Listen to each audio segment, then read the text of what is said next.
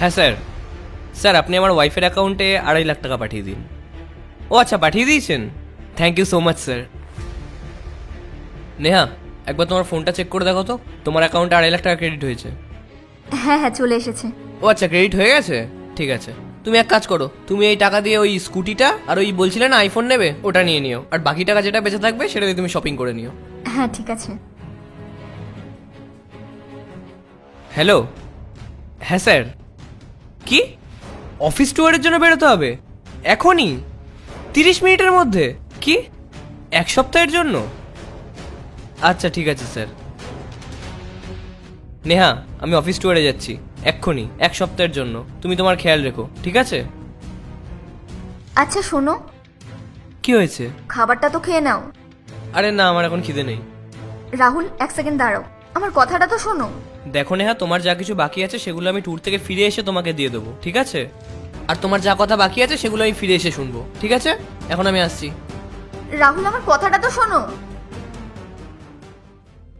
সারাদিন কাজ করতে থাকো, আর এখন তো অনেক রাতও হয়েছে, একটু রেস্ট নিয়ে নাও। দেখো, আমার না অনেক কাজ আছে, তুমি গিয়ে শুয়ে পড়ো, আমাকে ডিস্টার্ব করো না তো প্লিজ।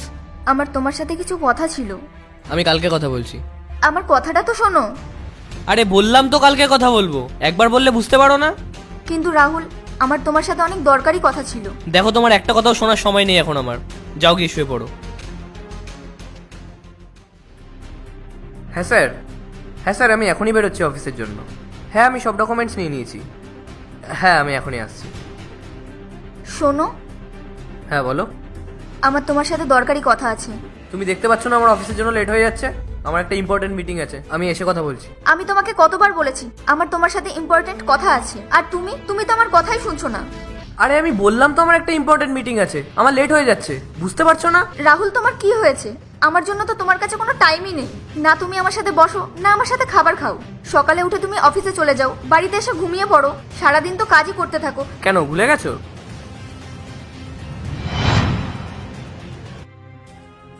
খুব খাটনি হয়ে গেছে আজকে।